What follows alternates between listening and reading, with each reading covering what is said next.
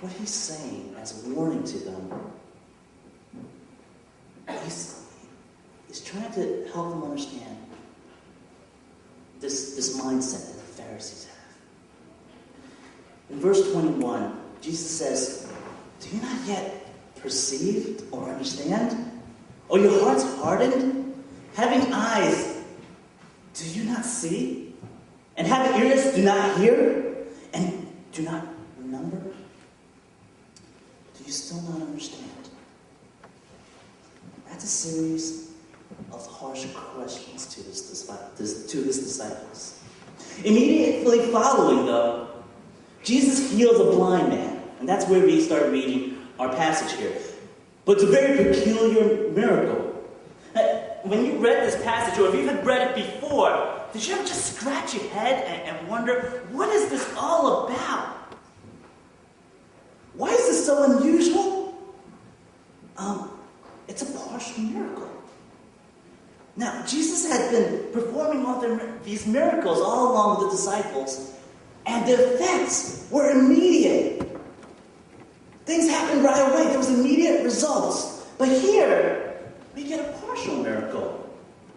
A blind man gets healed miraculously, and he doesn't see all that clearly just yet. What's up here? Why was this blind man not completely healed? Did Jesus just kind of like run out of power? Is he showing off? What's going on here?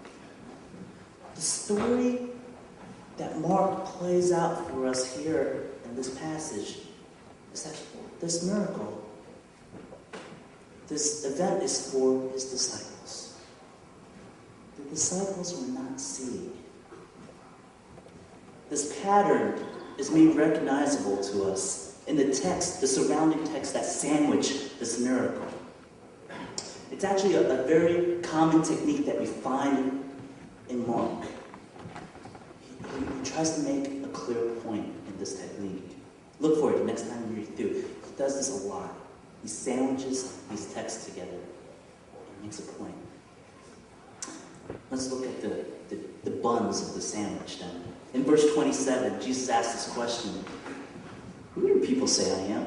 Some say Elijah, some say some prophet. And then he turns it to them and says, "Who do you say I am?"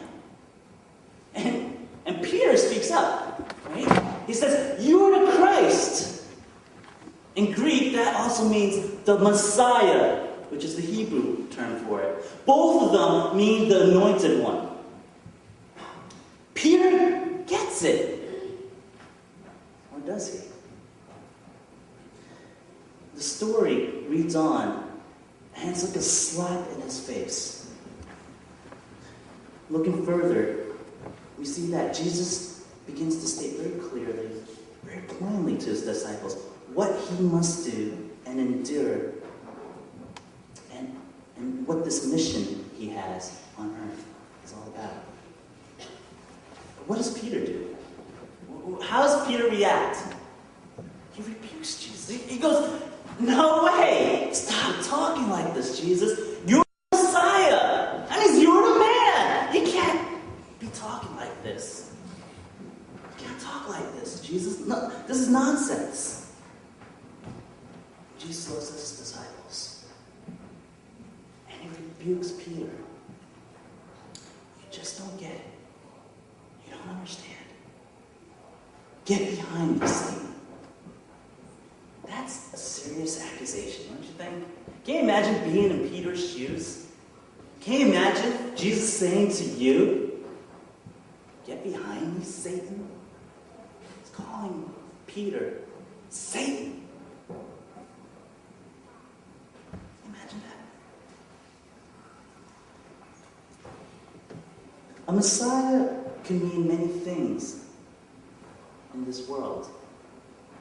The working definition that the disciples had to do with power and prestige. But, who could blame them?